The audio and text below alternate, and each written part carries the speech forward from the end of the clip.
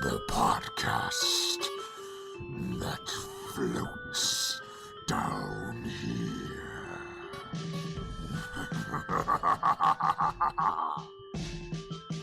Hi, I'm Melissa, your Stephen King veteran. Hi, I'm Ben, the Stephen King and horror film fanboy. And hello, I'm Luke, your first-time Stephen King reader.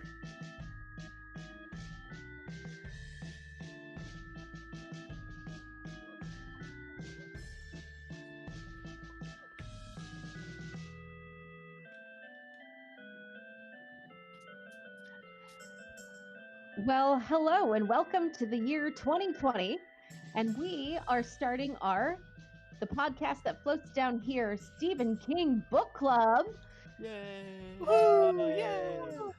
I am super excited about this because I am basically telling you all what to read, and we're reading a lot. So instead of taking 2.5 years to read one book, we're going to take 30 days to read a book, and we're going to do that 12 times. It'll be great.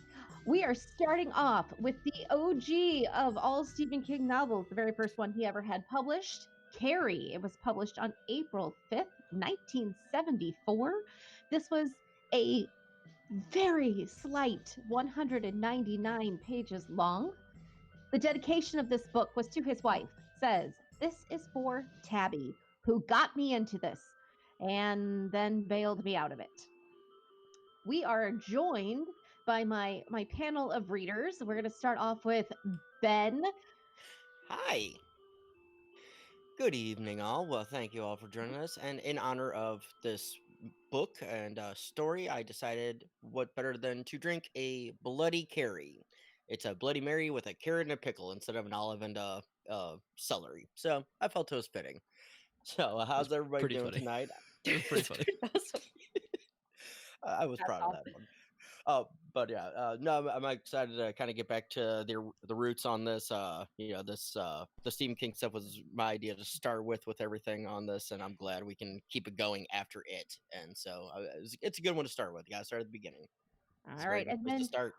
Of course, we also have our first-time reader because he read one, and now I'm making him read more. Hello, Luke. Hi there. We read it We enjoyed it. We finished it. Now there's a lot more to talk about. Are you glad that we're dragging you into the depths of Stephen King? Oh yeah, and honestly, like this whole book thing, I think it'd be a lot easier rather than do it. I mean, it's gonna be a lot shallower of a dive into quicker books, right? They're not 1,000-page, 1,400-page books yet.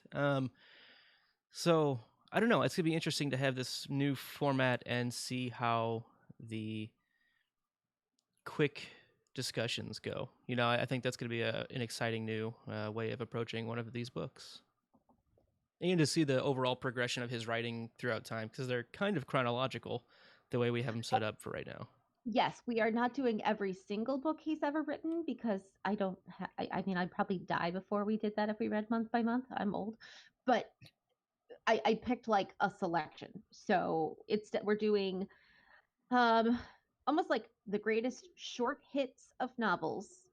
So no collections of short stories, and very few of his super long ones, but also nothing published after the year 2000. So, like the first 25 years of Stephen King, an overview, minus the Dark Tower. So, if you're Dark Tower fans out there, I'm not ready to show them that yet. Or They The need Stand, that. right? That's the other. Yeah, no, we're not there yet either, but we will. We'll get there. We have a guest tonight. We are joining us is Abby Gertie of House Condescension from Drinks and Nose. What? No, Abby. Hi. Abby.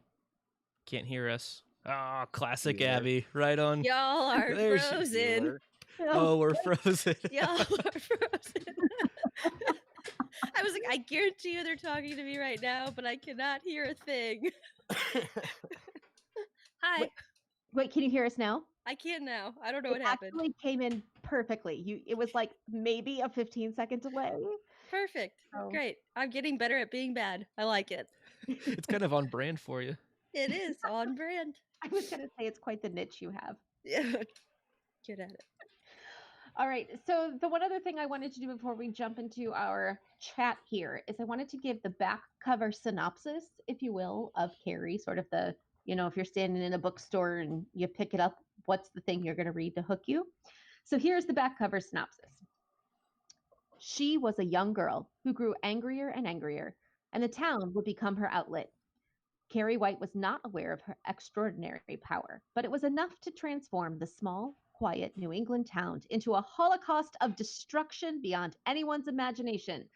Innocent schoolgirl or vengeful demon, Carrie will make you shudder. All So, right. hooking people in, we're going to jump into our format here. We have a quick format of you get 3 big thoughts or less, no more, and no like pretending 2 thoughts are really 1. You have to limit it to 3. So I'm a little concerned with the boys here because they're not so good at limiting, especially when we're doing a whole book in only 1 conversation. And then after that, we'll jump into some discussion questions. So roll of the dice. Let's go anti-alphabetically and start with Luke. All right. Finally, lasted something that's been a benefit, right? I mean, technically, my name is last alphabetically, but Yeah.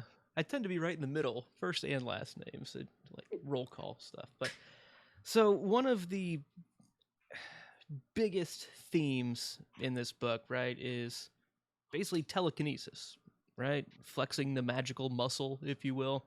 Carrie goes through this whole discovery process of, hey, apparently I can do things, and let's test it out and get better at it over time. Once she decides, I'm kind of done with falling under the yoke of mama, right? And she starts doing her own thing a little bit. She goes out and practices, using this magical muscle. I especially the way she describes it, that's exactly what it is, right? She's knocking the dust off because she did show signs of it before the stones came a raining down, which was a really cool scene. So I don't know, there's a lot of really cool things here. And then like towards the very end, there's also an instance of seemingly magical influence in a way, mental influence, because spoilers, the whole town basically is getting destroyed, right? And um, Carrie is walking around, and the people around her that are witnessing her know who she is, even though they don't know her. They know that that's her, even if they've never seen or met her before. They say, "Oh, that's Carrie. How'd you know that was Carrie?" "I don't know. I just knew." Or there was a guy that was being interviewed about seeing her essentially blowing up these fire hydrants, and he was saying what she was thinking. So he was somehow experiencing the thoughts that she was having at the time. And even because this was in a courtroom scene, and either the judge or the attorney was like, "Let's just stick to things that you saw with your eyes," because he kept saying things that she was thinking, but how would you possibly know that? And that's kind of the instance I got where there's even more to it than just being able to move things um, and control things with her mind. So I thought it was really, really cool on magical levels, and there's plenty to talk about of specific instances. Well, it also wouldn't Sue at the very end, who felt the dying, right? Mhm. It's like that mental connection and the being able to project her thoughts. Like that's pretty horrific to experience. Oh yeah. Yeah. I mean, I just watched America's Got Talent tonight, and some guy predicted the serial number on a dollar bill in somebody's pocket because of two great dates that were happening in people's lives that all added up. So if that's not some Carrie shit, I don't know what is. You know what you call that? You call it a karaoke. A Carrie, it was crazy. It was crazy, but scary in Carrie's version. I'm cool with the guy guessing serial numbers. Yeah, and look, to your point, like with the imaging in other people's minds, because we get the reports back and everything, and they're like, "Well, yeah, that's Carrie White. That's well, have you ever met her? No. How'd you know? I just did." And I know that's what you just said, and but it was a very interesting, dynamic uh coming into this, because it's like, okay, because because there's telepathy and then telekinesis. Those are two separate things. We're told Carrie White has telekinesis. Telepathy is never mentioned, as far as I know, and so, or as far as can recall. And so them tying that in as well with it, and I know King knows the difference, and he's not putting the two together, so he's letting it known that, yeah, there's more to Carrie than just the telekinesis side of things that nobody's even touching on. Right, absolutely. And there was while I was reading it, and the fire starts in the dance hall, right? And I was like, "Shit, does she have pyrokinetic powers too?" But then they describe of how the fire actually started, so I was like, "Let's not overpower her too much. She should be able to set shit on fire just because she wants to. That's a little different." But she still causes the fire because of things that she moves around with the open line into the sprinklers and all that. But the other thing that I thought was really, really cool that goes right along with that is the poltergeist phenomenon, right? And that's kind of one of the magical things that go right along with it. Of a lot of people just, credited ghosts or poltergeists with what in this book seems to be just the fact that there's this telekinetic gene, right? They talk about the science of it's a recessive gene, and that was all pretty cool. The genetics behind this being a carrier type pass, Yeah, I genetic wasn't expecting that transmutation. passage, and that Yeah, was that what I was meant to cool. go back in. I just got through that part today again, and I was like, I need to go back and find through the book and actually read the breakdown of that, because that is an interesting breakdown of the. I wonder how much of that I just kept reading and going, I wonder how much of that holds up with the technology. I mean, it's been 45 years. Yeah. So with all the breakthroughs in modern, science, I don't know if that science fiction science will hold up like it would have that long ago. That Yeah. that was my sort of like question about that. But I'm gonna go ahead and jump to the next big thought to keep the train a moving. Benji, you're next alphabetically reverse.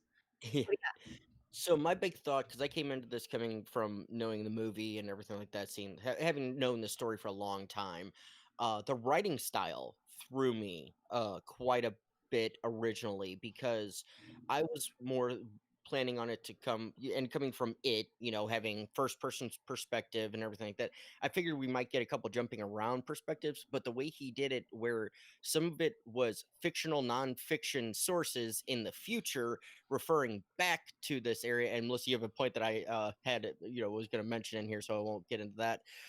But basically giving spoilers well ahead of the end of the book and everything. Okay, Go ahead. yes, okay, Jump. so yeah, like you have a point there of basically by like the 10th chapter or so, we knew Carrie's mom was dead by the end of the book, or by the time the future writing was happening, at least, because they said if Mrs. White was still alive, we might have some more information. So you already know, okay, she's dead. Oh, Tommy, he's dead. If he had survived, he would have gotten a contract from the Boston Red Sox, that kind of thing. And it's like jumping from future back to current to past instances, and that style I get, but just it was just an interesting dynamic, not seeing it completely linear as I'm used to with the film adaptations and everything, where it's just a linear story. It's very much a back and forth jump around, which to some people who aren't as familiar with King's writing style would be a real big shocker if you started with this one to start with. I will tell you, this was my second Stephen King book ever. Okay. I Me read. too. Me three. I've Um, seen none of the movies. Bam. I was 16. Me too. Yeah. Kidding. No, legally for everything we've done on stream, I am not 16. I'm not either. I'm just kidding. Definitely. That's like half your age, Abs. Just I so you know, like that you're that old now. So I mean, coming up, The Shining was the very first book I ever read, and it was assigned to me as a sophomore in my English class. So when we get there, that's amazing. But I did Carrie as like a presentation in class. We had a group, and it was pick your favorite book and give a presentation on it. We picked this one. So I wasn't a big fan of it back then. I didn't like the jumping around style. I didn't like that it wasn't linear. But now, having analyzed works like crazy, particularly it and the way that one jumped, I can fully appreciate this one so much more. Would you say that it's all about time? It is. Oh, hold on. I have to show you my Christmas present. I got a time turner. Oh, very cool. That's cool. Nice. Timey-wimey time turner. I did just get a new little gift. I don't know if anybody's seen it from my awesome younger brother. Delivered it the other day. Heck yeah. That's awesome. Yeah. Melissa has thank you a very different much. one. Oh, I nice. do. I'm not allowed to wear it. I found that out as I delivered it. Yeah. My son, his like anxiety manifests in the form of Pennywise. Oh, shit. Yeah, we may have screwed up there, guys. But so yeah, it's great. I have it. It exists, but I'm not wearing it. Okay. So I have a comment on Benji's note there, the writing style. I thought it was pretty cool having the post-documentary stuff, right? I thought it was pretty interesting. I could see it being a little disorienting for a first-time go-through without having read other things that jump timey-wimey. Like that's a tough thing in general. But one thing, like you mentioned how we knew pretty early that Mrs. White was dead by the end of it.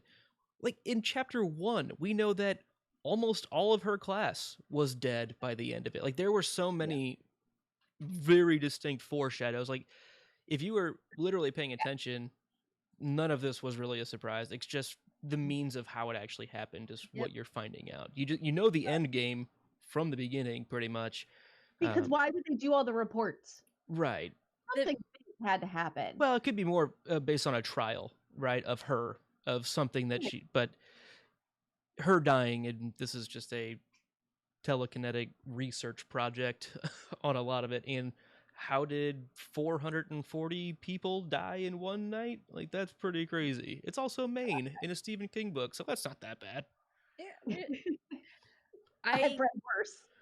I haven't seen like the movies or the movie, I guess, or read the books or whatever. But I started audiobooking it, And right off the bat, I was like, I need to get the physical hard copy of this.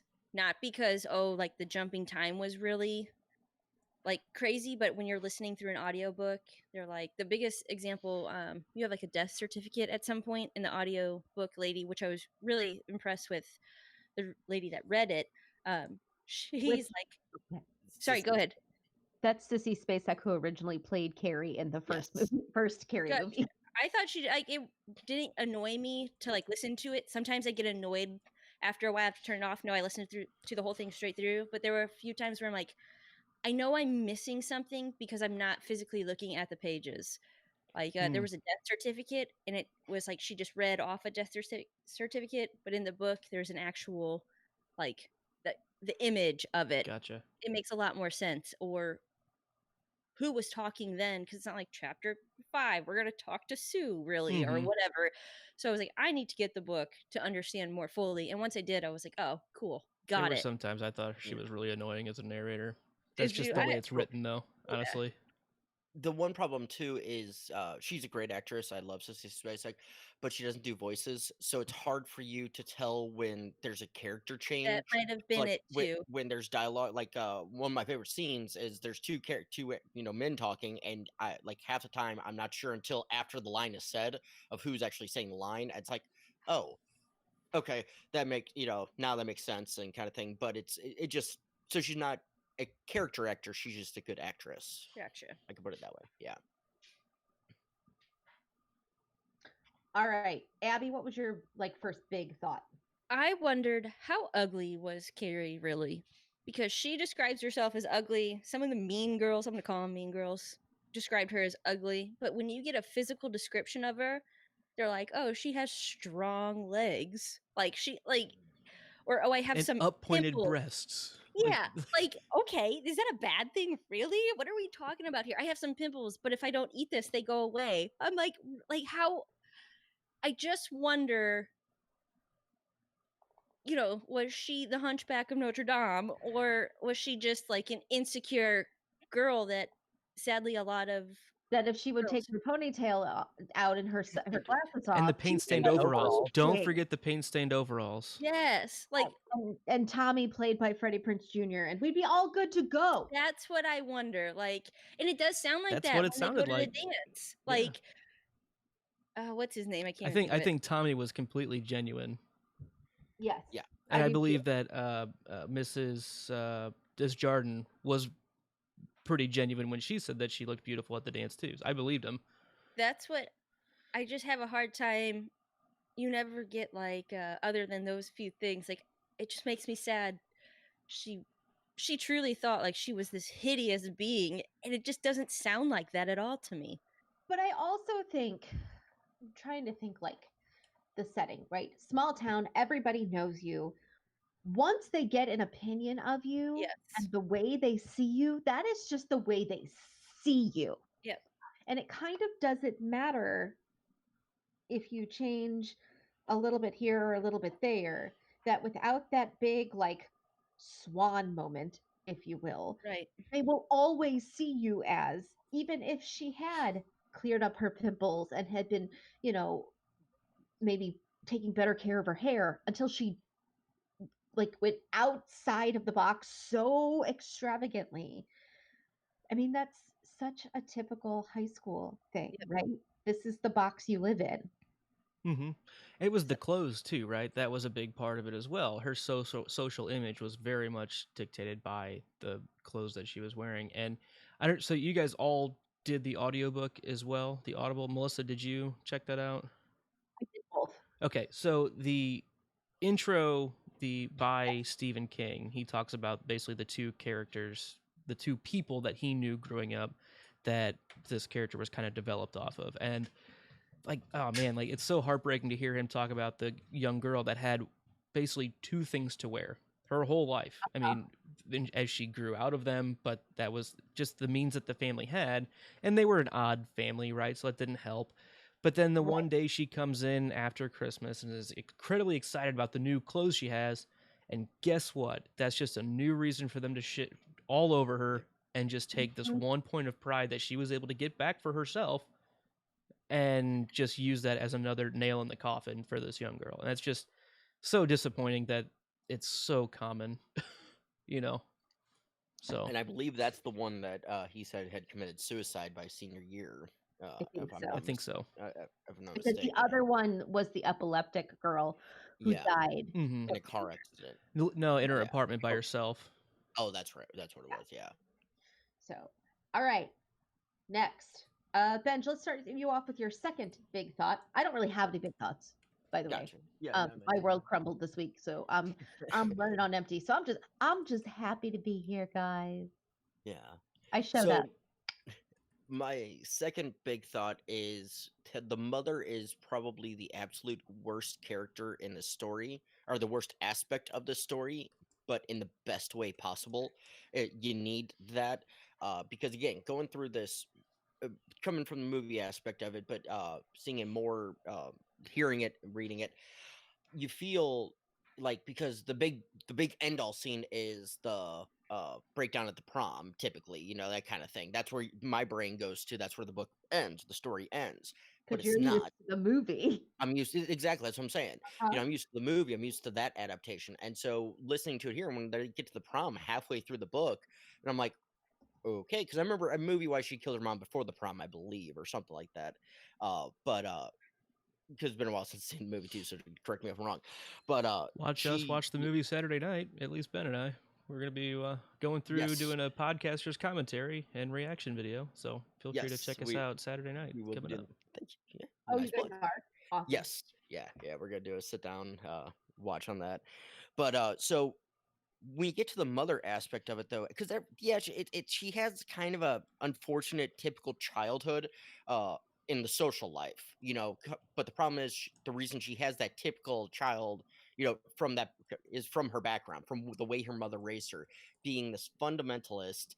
And I see Luke has this line here too, and kind of, I'm not going to jump on that train, but being that fundamentalist, just ruining everything because you're insane. She's quite literally just fucking insane. And not And that smart. no, no, all she knows is one thing, and she doesn't know it right. That's the problem. She only has read the negative sides of the one thing she knows, and it just skews everything. And Carrie, it kind of brings me back to Harry Potter. How we can bring everything to Harry Potter.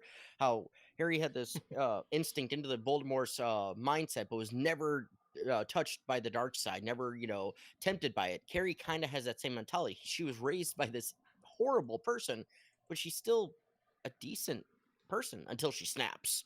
But that's just, anybody, you push an animal far enough, anything's gonna snap and just lash out. Any other thoughts? Yeah. With your thoughts, if you've got mom stuff, mom now. So one of my big thoughts is it possible that Carrie's mom wasn't the worst? And what I was wondering while reading it was she so horrible? Was she so like this fundamentalist or this religion because she saw signs in Carrie or had some experience herself and realized that if we let in this telekinesis, like bad things could happen. Maybe she had her own experience. We know it runs in families. That's the information we're given. So her mom, we would imagine, could have had some type of experience with this. And so from the get-go, Carrie, very young, gives off these signs or something, and she's like, oh, she has this power. No, we're Bible thumping. We're not doing any of this. We're not letting any of that in our world. You are not going to have power because I know what comes with that power. And you are going to have such a great ability that you cannot expect a 16, 15, 14-year-old person to be able to harbor. So what I'm going to do is shelter the shit out of you in hopes of protecting you. And yes, obviously it wasn't the right thing, but was it coming from her mom being an idiot or a psycho or really like this fundamentalist? Or was it coming from a place of her being scared and trying to protect not only Carrie, but those around her? I don't know. I'm not going to fight that this is what I think, but I do wonder. So we do know that Carrie's grandmother did have this, right? And so, yeah, I wonder what that did to what's her name, Margaret, right? growing up, and that's a good point, Ab. Of That's did it negatively affect her growing up, so that she was, you know, like super hyper vigilant about not allowing Carrie to like flex those muscles, Mhm. or because it was such a fear. And I don't know, I'm always on team mom, not teen mom, team mom. Um, like, stop blaming mom shame, mom hate, get it out of here. Like, maybe she was doing her best, folks. Like, I don't know, but I just wondered, is that really who she was fundamentally? Like, was she really a cracked egg, or was she just doing the best she had with this terrible situation that she saw coming? And that's a good point. I'm sorry, I don't recall when we get the confirmation that her mother had the Isn't gene or had the. I know it was said she might have the gene, but if it was active, I don't recall. And I'm not Yeah, saying you're wrong. it definitely specifically was saying that her her mother, basically Okay. Carrie's grandmother, grandmother? Yes. had it. Okay, gotcha. And but then you know notice from early on in the book when we get the discussion of Margaret's background, Carrie's mom's background, of how her dad died young. You know, when she was young, mom remarried, and then Margaret kind of went off the handle at that point about living in sin and fornication and all that. So even early on, I don't know if she really had too much concern with the telekinesis aspect more so than the religion side of it. Sorry. Yeah, But there was just a really awful comment made in the chat that let's not even. I already drew so much attention to it, but Catelyn Stark was a saint. That's all I need to say about that. I'm gonna say breathe through the pain, Luke. You know, I'm teen mom. Teen mom. Team. team put the cat out. So, Luke, can we kind of jump to your religion comment here? I feel like It that's rolls right in with this. Yeah, I don't really. I really don't want to spend a lot of time on this because I'll get angry. That's not good. But through the pain, Luke. yeah. No, I don't know. It's just one of those. Benji was hitting on it pretty well. The conservative nature of certain versions of extremist religions, right? Any religion. It's not a Christianity thing. It's not a Muslim thing. It's any religion, anything that's taken to an extreme is usually outside of the true tenets of what is actually the core of that thing, right? To me, the core of the religion that she is espousing should be a good person, support those around you, and kind of go with that, right? Instead of this fear mongering of, like Benji said, only focusing on the evil negative side of it. And it's just not healthy, like in any instance, to force a child to grow up in that. And go to your closet where there's this blue light and a gory image of Jesus Christ. Jesus Christ. Jesus Christ, lady, come on. It's just not good. Good grief. That is a really astute, deep thought you had there, Luke. It's just not good. It's just not good. I want to be on the record. I also don't think it's good, even though I try to just defend her. I don't think that she in any way was correct in her handling of this. I feel like what you were saying, Abby, is Yes. she was coming from a good place, but her choices were horrendous. Like her choices and actions were horrible, but given the information that she had, It was out of fear almost, or I don't know. Like it was more than just that. Again, sorry, Melissa. I am simply clarifying Abby's thinking for people. I'm not condoning it. Yeah. Yeah, just like you Yeah, are I a don't huge fan of condone. Aunt Marge Dursley. I mean, come on. I don't know what that's all Me? about. But no, Melissa. Oh, thank God. I was going to say, I wouldn't go that low. Sorry. No, it was more than I said. It was basically you taking me on when I said Aunt Marge was the absolute worst, and you're like, no. No, Melissa was a big supporter of Aunt Marge. She thought that she had the right idea. Oh, that's okay. Remember, hey, that was a lot of books ago. That was a lot of episodes ago. No, but like we're gonna move on. We're gonna let go of Mom. Yeah, I had a thought, but it's fine. Well, there might be an opportunity later. but we're gonna put a pin in it. So we're gonna move on. And Abby, Yeah. let's go with your your final big thought. This reminds me of any traumatic event in the aftermath that comes with it. Specifically, it reminds me of suicide, and I have a very in high school we had a boy who committed suicide, and it was afterwards the implosion of emotion and what did everybody do wrong, what did the school do wrong, did we not see the signs? And I think that is very characteristic of any type of trauma people go through. There were warning signs, and what makes me really think it's just so parallels real life events that we probably all have gone through in our own lives. There were people in there that had the principal just remembered that her name was Carrie and not Cassie. And she wasn't Miss Right or he couldn't get her name correct one time. Yep. Had Miss Disjardin been able to go in with a softer view right off the bat of the whole period in the shower thing. But I don't blame her, because I could see at 16 years old, I'm a high school teacher. I'm like, oh my God, let's calm down, girl. This is not the end of the world. Let's be a little more mature about it. I can see where that frustration. Now, I don't see the hitting. That's not okay. Cannot hit I was just students. going to say, there's a lot of female slapping in this book. There is. There is. Actually slaps to girls too as they're trying to escape from the prom. Yeah. The principal Well, girls. I'm like, are you kidding? Yeah. And he slaps Mr. Jardin. Or no, no. The chief slaps Sue, because she was all, Yeah. It just is in those one moments where even Sue realizes, I should stop being mean to Carrie right now. This isn't good. And she kind of backtracks from the path she's on. Had that change. Everybody goes back and they have that one bad point of their day. And is that what tipped Carrie over? Is that what did it? Is it what realization? So the blame. And I just feel the blowing up of everything is how people's lives feel afterwards, when they feel the guilt. And it's just your life has been altered forever, just like she altered this town. I just think there's real life comparisons. I agree with you. I look at it almost as like modern day school shootings. That's The only difference is she didn't need a gun. Mm-hmm. Right?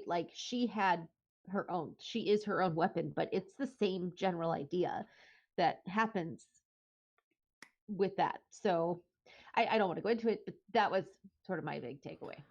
I don't want to dwell on that, but I think you bring up a really good point, especially when Sue is thinking about it after the fact of when Carrie's on her rampage around the town, and what would happen if a bunch of police officers really walked up and were like, okay, now lay down your weapon. And Carrie, Sue has this image of Carrie just taking her head off and handing it to the officer. It's yeah, well, I mean, that you can't. That's it. Mm-hmm. Terrifying. Yep. All right, Luke. So what I wrote down here was the world versus Carrie versus Carrie versus the world. And this is really all about the perspective that the world has against her and how that influences the way that she views the world, right? And how initially it is the whole world against Carrie, right? That shower scene, she is an individual that's being attacked on all sides. Whether people mean to or not, that's what's happening. Right. And then we have some falling out of that as Sue seems to get a conscience about it and feels terrible and starts doing things to somewhat counteract that, at least get some kind of, a way to say sorry. And she ends up getting Tommy involved in it, and he seems genuine, even though his motives might not be the best. It's just because he loves Sue, but he still has good intentions, and he follows through with it and seems genuine in his praisal of her. He even says to himself at one point that he had a certain kind of love for her. Throughout the night, he started to love Carrie in a certain way. So, yeah, I mean, that's all great. And then once the whole thing comes down, the whole thing being a bucket of pig's blood or two, um, and it hits Tommy in the head, and Carrie gets covered in blood. And immediately when that happens, after she struggled all night with, okay, this is actually going really well, when's the bottom going to fall out? Right? When are they going to turn on me? This is clearly all a setup, but I'm going to go with it. I'm going to try. And it gets to this very end scene, and it's literally just one individual that made this choice, forcing other people to do it too. I'm talking about Chris and Billy Nolan together setting this whole thing up. And as soon as that they pull that string, pull the rope, it's instantly Carrie versus the world now, because it can't just be Carrie going after Chris, because one, she has no idea, and two, no one steps up to help her. They all start laughing because of how ridiculous the scene is, right? And instantly, that was the final fuse that it took to literally go carry nuclear bomb, right? And I just think it's really interesting the fact that even when Carrie's walking out and she's like, "Oh, well, Tommy got hit in the head, he's dead." Like, she knew that he was dead, and she feels good about that because clearly he had to have a hand in doing this whole setup. He was probably the ringleader, or at least the point man, to make everything get set up in place, right? In her viewpoint. But like, from what we saw, that sucks so much for Tommy, that we know, at least I think it's pretty easy to assume his intentions were good, and the outcome just will never show that on anyone's radar. No. And I mean, that's the thing, right? You never get to hear the victim's perspective ever again. Right. Like, we get Tommy's perspective because we're in Mhm. his head in real time, if you will. But in general, in these kinds of mass destruction things, what you don't get is what happened and the why of the Mhm. people who lost their And lives. Carrie Yeah. will never have a chance with Mm-mm. Tommy to hear the truth. That all of those options were taken off the table for everyone this night. Except with Sue. Right. And I She's the think only. that was really important that Mhm. Carrie got to see that Sue was not like, there were good intentions there. Yeah, but that kind of ties into my last note here perfectly, actually, Melissa. Well done. Uh, the ending was surprising, and it's very interesting due to the probable miscarriage of Sue, because halfway through the book we hear about Sue who missed her period, and who she's always like clockwork, but she just started having sex with Tommy, 2 weeks ago, and they've done everything, every which way they could, and And now he she's told missing her her that he period. put the condom on wrong the first time. Exactly. And then the second time when he agreed to take Carrie, there was no condom. There was just action. So then at the very end, her blood starts, and her period happens, and so it's kind of implied that's a possible miscarriage kind of thing, as Carrie's one last act of, you know, revenge, because she thinks Sue could be involved in it, which absolutely sucks, because I don't think Carrie got the full indicate feeling that it was genuine on her part. I think it was, in her head, the world versus Carrie, and I'm going to burn it unless I'm, because again, Yeah, there was a part where she's like, Carrie is like mentally searching Sue's brain and goes back and looks through that's Sue's right. um like memories and sees the lead up and is like, no, she didn't do it. Like, she Okay, has that's that moment. So like, that's what I was saying. I think Carrie, only thing Carrie gets, the only sort of like realization that maybe it's not everybody in the whole world, like, she gets to see Sue yeah. and read her good intentions through her brain. And I don't know so much about like it being a miscarriage. I've never read it that way. I've had too many periods be too, this is like too much information. So sorry, brothers. I've had too many periods be so off, like 5 days early and 8 days late, and it be not a big deal that I've never. Understandable, but if you were that type like Sue was, where it's always Oh no, exact no, no, same. no. It is. That's what I'm saying. I Like, took it as then, she just had her period right then. It was just a couple I of got days you. late. Okay. I mean, And it actually, almost brings it full circle on that's what caused the whole issue with Carrie, right? that's how I took it, as and opposed that's fair. to think about like a pregnancy or anything. No, that's fair. I just took it too because she had mentioned earlier on that she was now late and everything, and so I thought that's how King was possibly implying it too. Yeah, So I think that's a typical fear for girls, and I feel like all the women in the chat. I'm curious what your opinions are on that too. But I'm I pretty hope you're regular. How are you? No, we don't need. no, saying like it's a very common thing for that to be your first thought, and then be like, oh no, I'm good.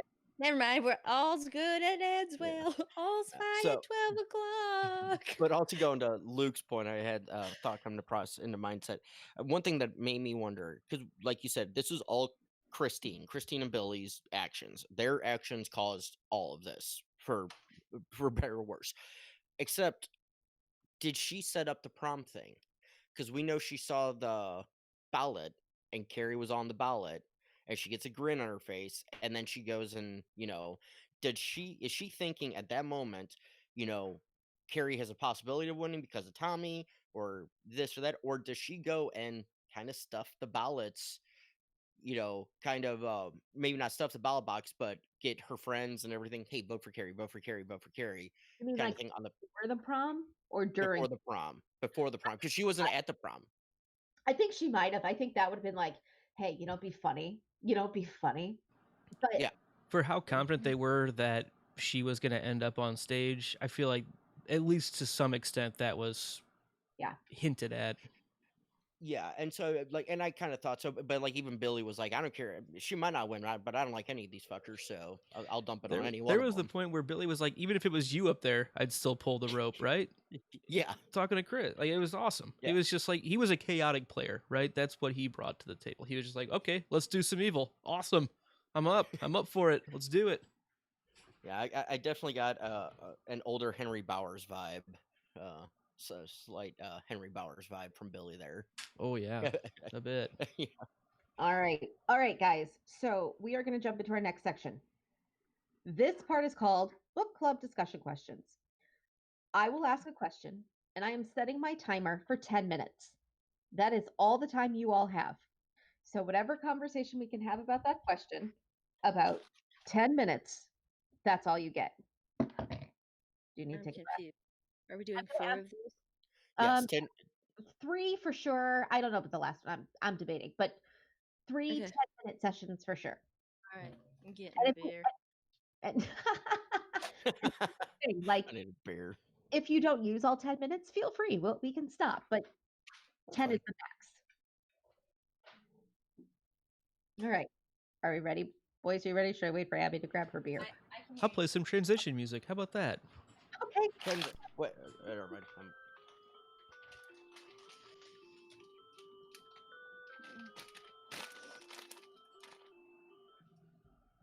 Okay, that was good transition music. Good job transitioning. Here we go. Question number 1. Benji, get off my box. Meaning on my spreadsheet. Yeah. Oh God! Yeah. After you just literally in the chat was like, "Oh, the podcast, the family, family of that shares too much." Off the questions. You don't need to see them. Here we go. Oh boy. What, if anything, did you know about Carrie before reading? And because of that, what surprised you about this book based on either that prior knowledge that you had or your lack of having any prior knowledge? So I'll take this one first, just because I kind of already went into it a bit. I came from knowing this story, all for the most part from the movies, hearing it for the last 35 years, because this was out before I was even born, and it none of the telekinesis stuff surprised me. None of the prom stuff surprised me. The mom stuff I was aware of. It was the Sue kind of aspect at the end. Like I said, the ending was Sue. And her actually taking out Christine, because I think Christine in the movie was at the prom itself. It wasn't she was banned or that kind of thing. So like those small changes kind of threw me off, because just knowing that she, because the way the movie ends, she dies and she comes back at the very end, hand comes out the grave. There you go, end of movie, boom. And so the ongoing, and then finding out there's a whole council and the whole town was destroyed, because again, it was just the prom that was killed in the movie. This is the entire damn town is destroyed. That's some good power, and I was impressed and surprised by that.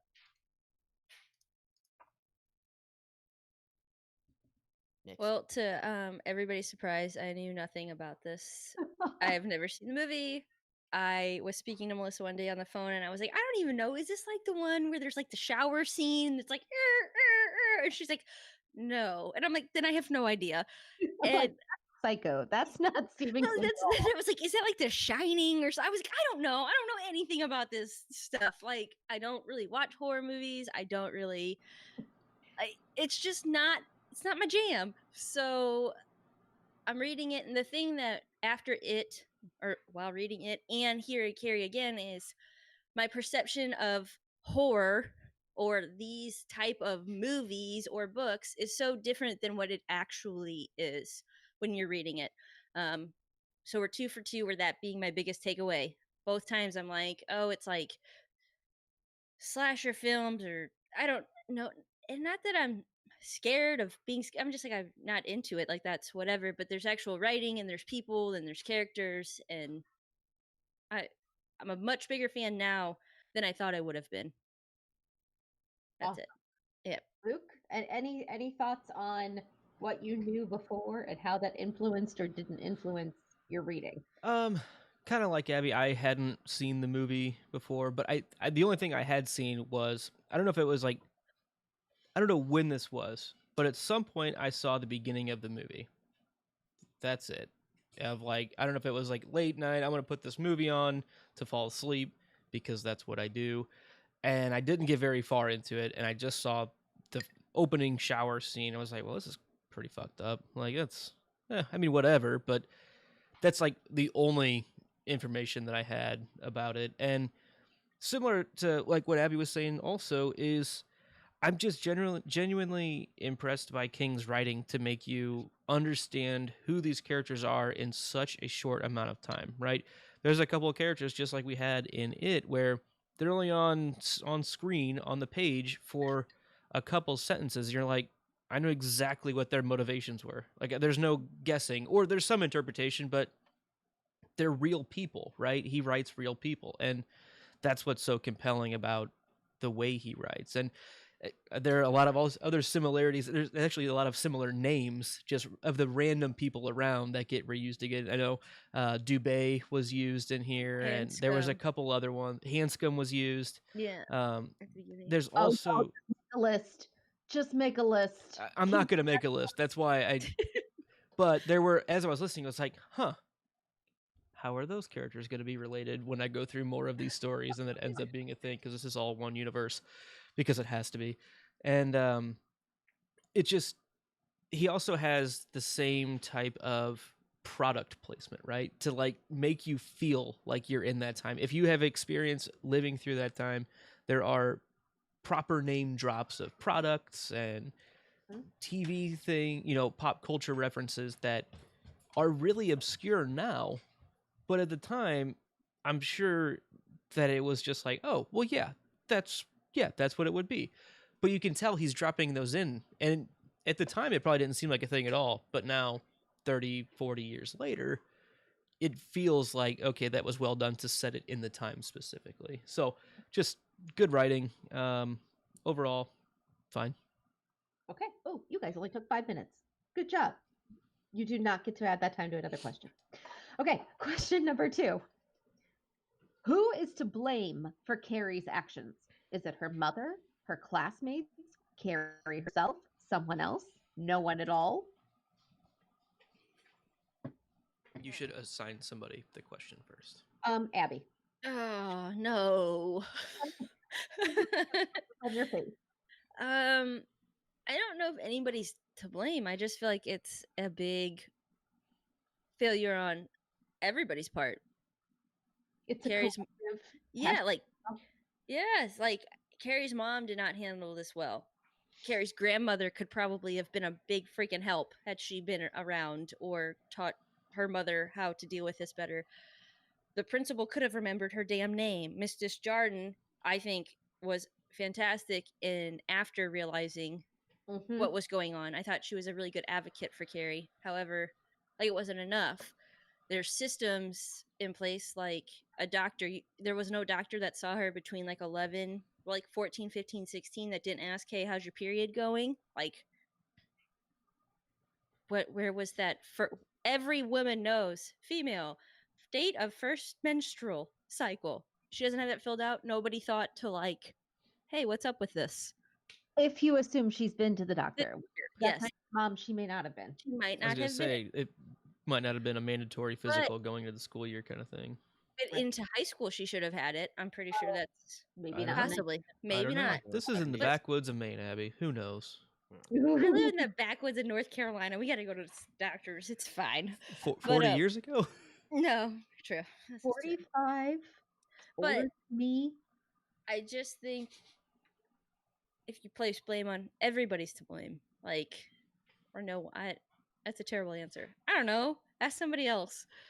All right, boys. The government. The government.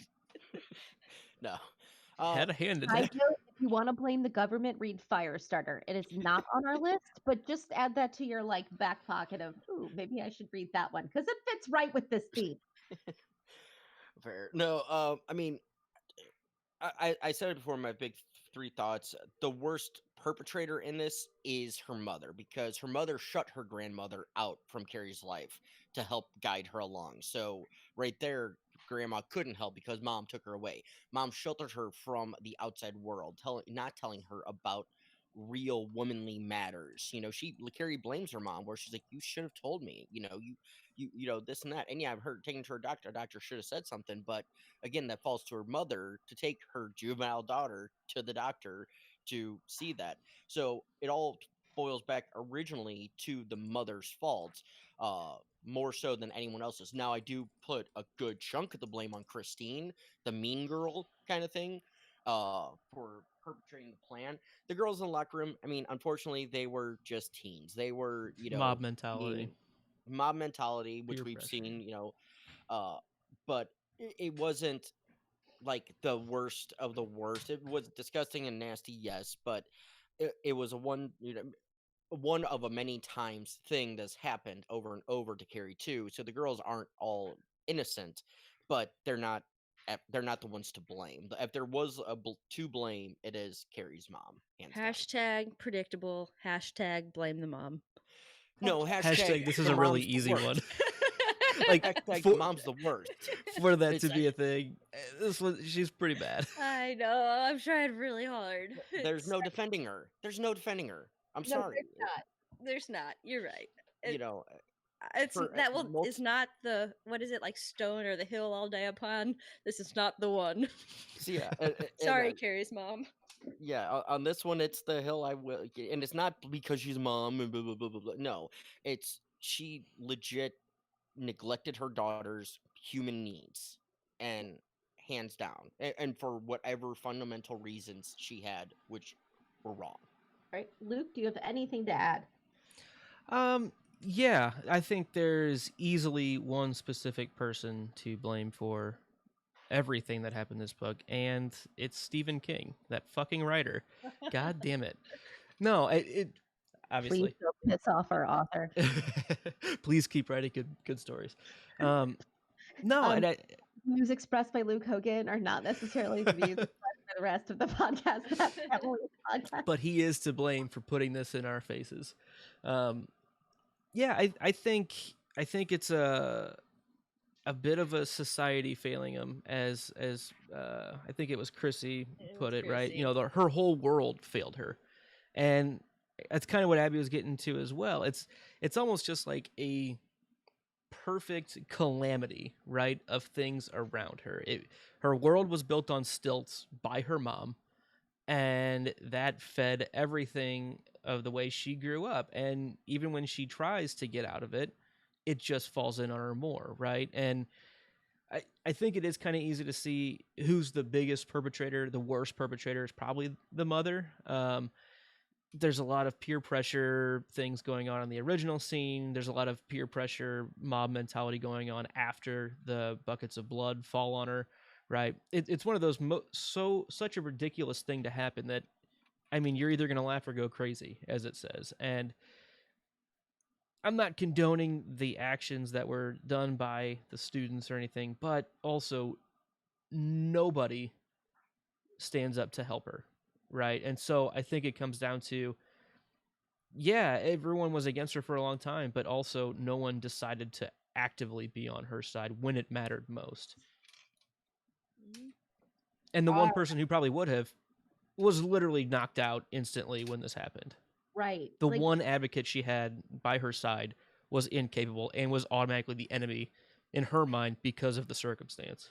Like, Yeah. what are the chances of getting knocked out by that bucket, right? Like, he had to, though, because otherwise he probably would have been able to stop her and be like, Oh, "Hey," yeah. you know. Yeah, I think so. I do think you guys are missing a bad guy, though. Not the biggest bad guy, but like definitely somebody who, and I think it's Mr. Hargensen, Chris's dad. The for lawyer. Yes. Yeah. Oh yeah. Like, I not that I want to go into it, but the fact that the way he enables his daughter, it Oh yeah. drives me crazy. So I just got to throw his name out there because he's like I the have a second thing.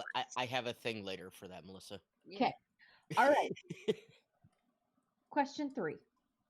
And this is going to be the last question. Here we go. How would you categorize this book?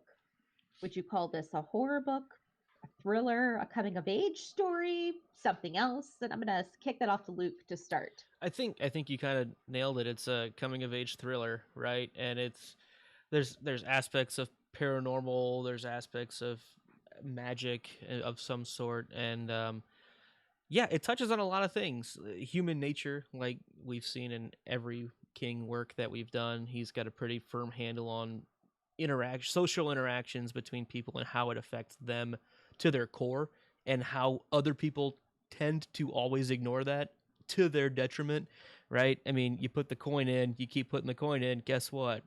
The jack of the box is going to punch you in the mouth. And that's what continuously seems to happen. And I think he's got a pretty good handle on definitely, especially like adolescent interactions, right? And how young people think and feel, and how it's such a diabolical mix of things chemically and emotionally that it's just a time bomb waiting to happen at any point. In this case, it literally was. Like, she had the ability to literally destroy the entire town, which very much felt like Derry falling in at the end of it. And I don't know. I think psychological coming of age thriller is the quickest way I could describe this to somebody. Okay. Anything to add, Benj? It's a Disney princess movie through and through, just in reverse. If it was No a stepmother, man if it was comes a to stepmother, then yes. Save her though. This was written 45 years ago. No man comes and saves her. Absolutely incorrect. It's pretty much Frozen in 1975. Come on. Yeah, only this was Tell me good. I'm wrong. No way. This is a total DreamWorks film. Yeah, it has very good elements of Frozen. It's very close to it. Yeah, only this was good. All right, Abby. Wrong.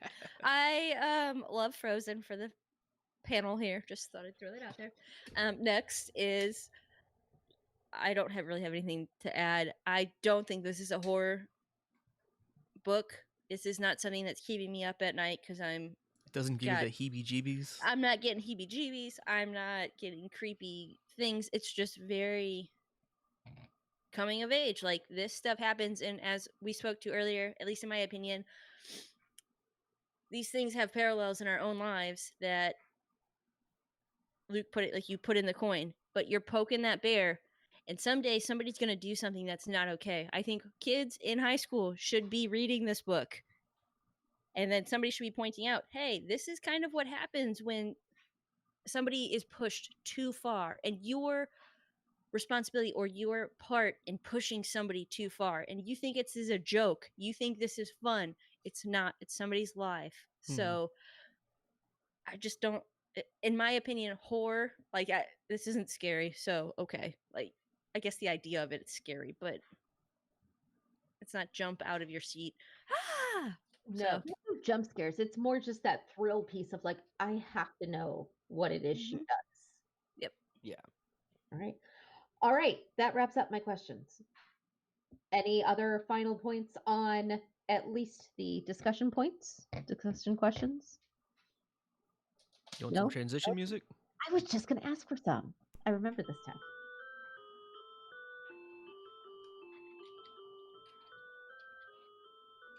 All right. And so now we get into my favorite thing. So we're going to go through and talk about what is your favorite thing in the book. Benj, let's start with you because you stole mine. Oh, sorry. Yeah. Well, I'll give you that one back because I have two. No, take it. Go. All right. Go. Well, the principal dealing with the dad, with Chris's dad, whatever, Mister, whatever, his comeback because the dad comes in and he's like, "Well, I'm going to sue on the grounds of this and on this and on this. All I'm asking is my daughter to go to prom because that's what every girl needs." Blah blah. And the principal is just like, "Uh huh, uh huh. Well, what about this? Your daughter did this, and blew off a girl, almost blew off a girl's foot with the firecracker. And oh yeah, you're gonna sue on behalf of her getting pushed by the teacher. We're gonna sue on behalf of Carrie White now, And the oh wait, you think I'm a shyster lawyer now? Okay, kind of like just throwing it right back at this piece of shit who thinks he's, walking tall and gonna strong arm this principal, as the principal doesn't back down. And so to me, I mean, yeah, the principal was covering his ass, but I think it was a way of, yeah, the principal standing up for his school and his staff at least, which, in that instance would be the easiest thing would be to just chuck the teacher under the bus and see ya kind of thing, let it go. But he stood up for her, and I like that. Uh, Honorable mention was Carrie's inner monologue, just the descent into madness. Okay. All right. Luke, how about you? Stones from the sky, motherfucker. That was awesome.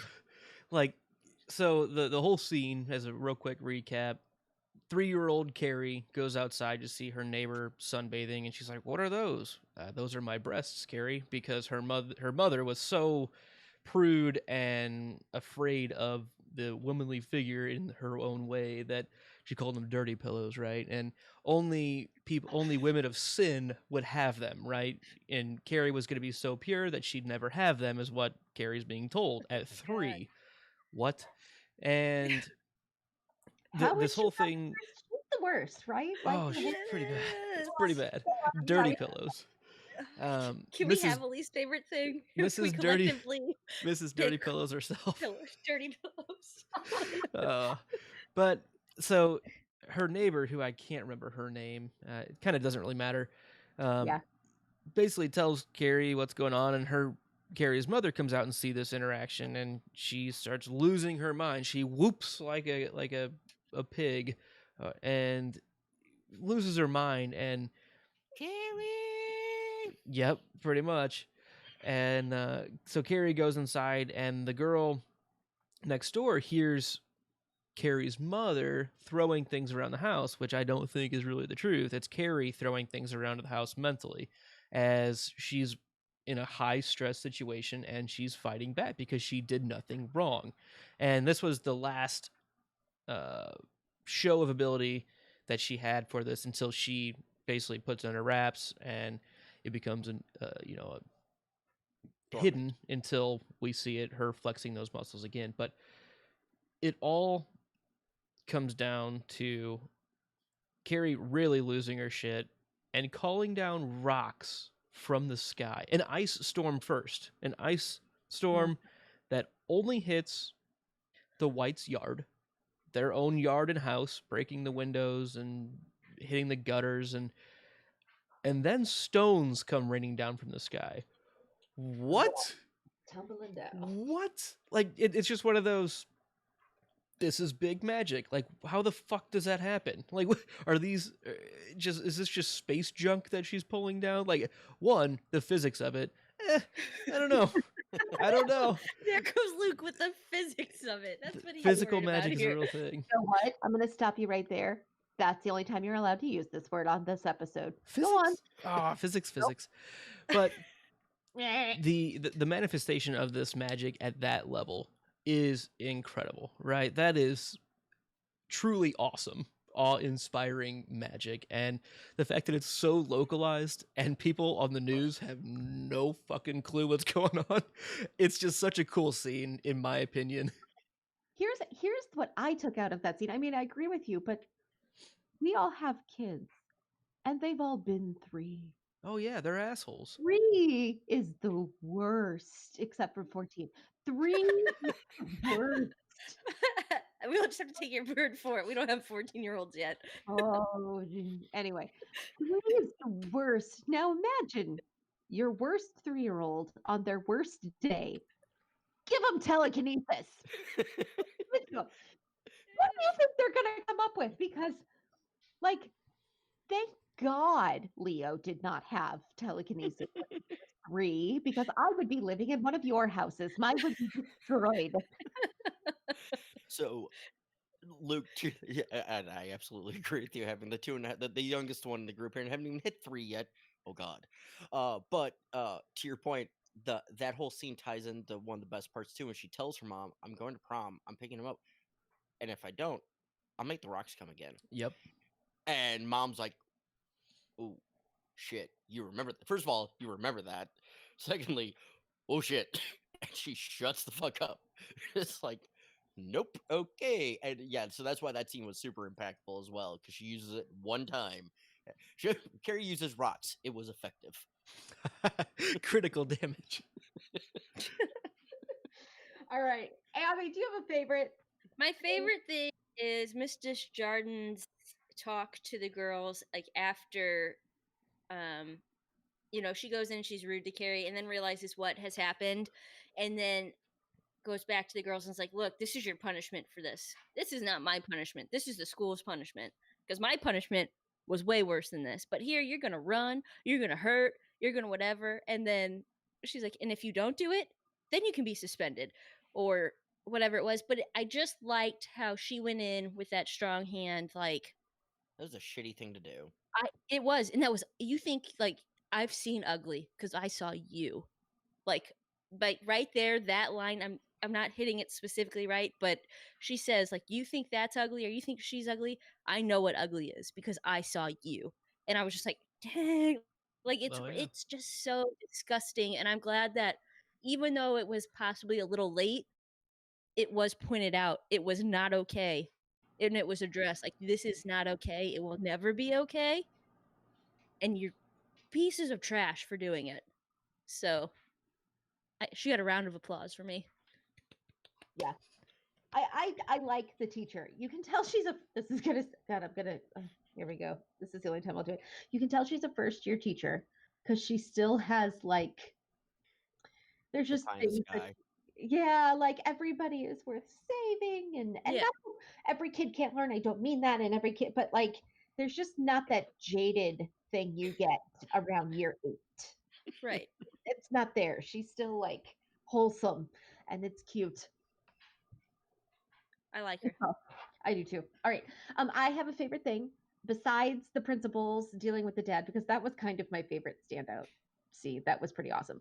But I like, and I didn't the first time I read this, the narrative storytelling style of the research projects and the book publications, and how, like, I mean, that's what it's like, right? Like the 9/11 Commission and all of these. That's what this reads like, are official reports, and then the unofficial reports, and then the eyewitness books, and like people eat that stuff up from these kind of big events. And so I like that that was incorporated on a man's first novel.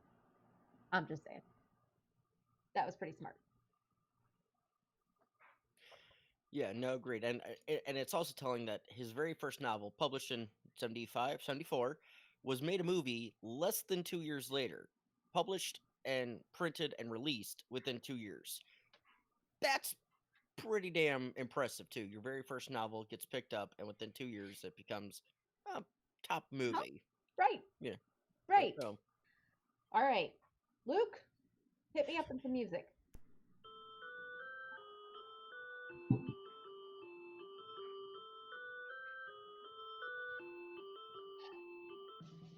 Okay. So this is new. This is where, and I'm sorry, Abby, this one kind of isn't you, because you're, I don't know if you're gonna be here for the whole year, or you can come in and out, but this is like Sure. the 3 of us. having spent so much time with it, one of the conversations we had was we should come up with a ranking of, compared to it, is this better or worse? And then as we go, we'll have this list of, to be able to eventually determine out of everything we've read what is the best Stephen King novel. So, Luke and Benji and I will each decide, is this like ranked 1 or 2 out of 2, because we've only read 2 so far. Which one's better, this one or it? So if you guys can go in your box and type yours in. Everybody ready? Yep. Yep. All right, hit enter. Ah, excellent. Unanimous. We are unit. We're not going to tell you what it is. I'm just kidding. That would be mean. It's a podcast. I should tell you things. So we It's literally what we're here to do. right. We all said this was ranked number 2. I'm wondering if part of it is because we spent so many years with it. We know it. But for me, I just like the story of it better. I always have. So it was an easy choice for me. How about you guys? For me, go ahead, Luke. I'll let you go first. Yeah, no, there's just so much more to it. Obviously, it's 4 times the length of this. It gets way deeper. 5 times the length of this. Is a lot more nitty-gritty, deep dive conversation material to have. This is very, very poignant. It nails the things it does. It's not that there's anything wrong with the way this is written. There's just this similar type stuff, along with so many other different types of social interactions and character. It's just so much bigger, right? And I think all 3 of us are pretty big fans of epic type stories, or really long serial type stories. So I don't think that's too much of a surprise with this direct comparison at all. And also, I feel like the ending of this might be a little bit better than it, but it in general is an incredible work of writing. So it kind of plays into my thing. I do think this does have a better sounder ending than it did. But as you said, Luke, it was more epic, more cumbersome. But you could also tell this was his first book. Like there were several I, I, just notes that hit me where it's like, okay, and yeah, fine, it's me reading it as a guy who's known about King and knows that this is his first book, so I'm kind of looking for those imperfections. But like, I caught a few of the imperfections, a few of the things, and like even the writing style, which, yeah, looking at it's interesting, but it just seems like he was trying to do so much with it, and a little bit got lost in the sense of the writing. Even though it bounces around so much more, it feels like he had more time to perfect it and get it and know where he was going and trying to get to those points, compared to here where he was just trying to hit the points, but like it was like short chapters, short bursts, bam bam bam bams. So I did enjoy this book. I really do enjoy this story, and reading it, I'm glad I finally did that. It was fun. It was a lot of fun, but yeah, just not as good. Okay, Abby, I know you didn't have an official vote, but what would you have said? Because you read it also. I would say that this would be better than it. Interesting. Okay. Mostly because of everything you just said, except reverse. It doesn't take 500 years to read. It's not an epic thing. It took me 1 evening to listen to it. Wonderful. The ending didn't suck, and it was done. Okay, cool. I got it. It was fantastic. Girl implodes. Boom. Understood. Like, quick, concise, Problem good solved. story. Like, everything you just said there is exactly the reasons I would say this book is better than it. I I really liked wouldn't it. qualify this as a novel. To me, this really is a novella. It's very short. Like, it's a good story. Mhm. I don't know. I don't know. It would be hard to pick, but I personally, because unless it was for you guys, I would never have read it because it's so freaking long. No, I'm not doing it. That is like such a commitment. It's not gonna happen. But it's a good book. Okay. Both of them. All right. I'm not going to ask for transition music. I'm just going to go into, does anybody have any final thoughts before we run? Well, I had one thing, just a question from the chat that I kind of wanted to add to here. If one wanted to finally read some Stephen King, would you recommend this one to be the first? I would say no. I think there are other ones that probably would be better before you jump into this. That's me personally. Everybody else? Luke, having read 2, what do you think? I mean, it's such a huge spectrum like not a spectrum. It's the opposite ends of the spectrum that I've read. Right. I mean, it's not his longest by far, but it's massive. This is really a novella. This is a long short story, right? It just depends on who you're talking to, in my opinion. You got to know your audience with what book you're recommending. To Benji, I would recommend it. To Abby, I would recommend this. I mean, obviously, we just talked about that, but like, Yeah. I know what you guys would like most. Like, I'm Know not going to your go and say, like, audience. hey, Group, I would actually recommend the Dark Tower series, but we're not Yes. there yet. right. Yeah, that's what I would have done first if it made I most sense. But yeah, it really just depends. I would recommend this to somebody. I would, because it's I quick, it's easy. would You can get a recommend it to feel high for his school style of students. writing very quickly. You're either gonna like the way he writes or not, right? And I think you get a feel for who Stephen King is as a writer in this short novel. And at the end of the day, no matter what he writes, he's a character writer. Yes. He writes really damn good characters. And I think this is a really good introduction to that. Mm-hmm. Any other final thoughts? It's good. Okay. Not a bad palate cleanser after it, if you will. No, like I said, this is the total other end of the spectrum. It's almost nice to be able to sit and listen to it twice in back-to-back days, right? Like, I was gonna say, Luke, it was nice to know that the three panelists here, not including Melissa, literally didn't read the book until like 4 days before we recorded this. 4 oh, to I 5 read it days. last Monday at work, and then I read it They today told Monday at me- work. They said, "Hey, we're recording this next A week. yes. Will you be within a ready?" week, That we all evening, three I was read it finished. twice. Yeah. To be Ooh, fair, I probably would have been done with it in about the same 2-day Yeah. period if I didn't have to stop chapter by chapter, which You have I to held stop. myself to way worse than you guys would have let me. That's totally Yeah. true. I You was, should have said it. To be fair. to be fair, Thank you. all right. Luke, can I get some music one last time?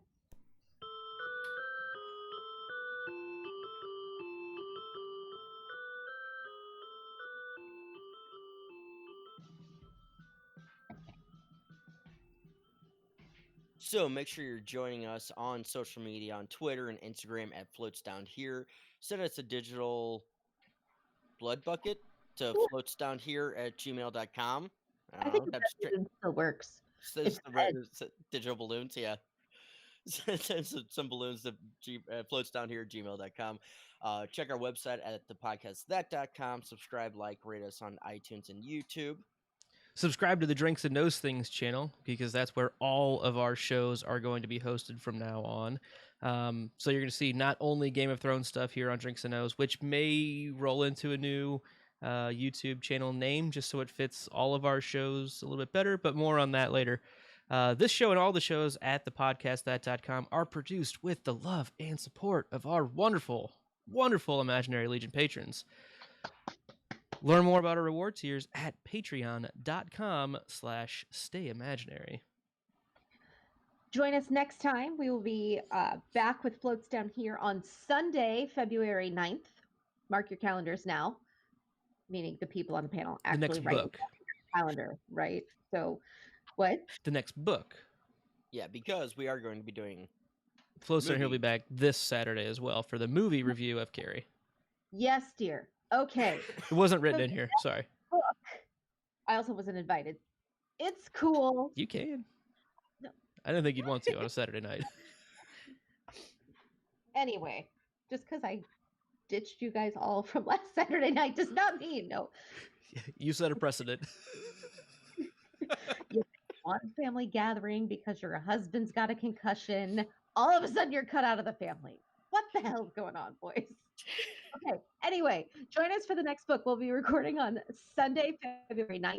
We are reading his second published novel. It's called Salem's Lot. And for those of you who have no idea what I'm talking about, here is my brief synopsis. A small band of people work together to save their town from invading vampires. You'll float too. Stay imaginary. Thanks.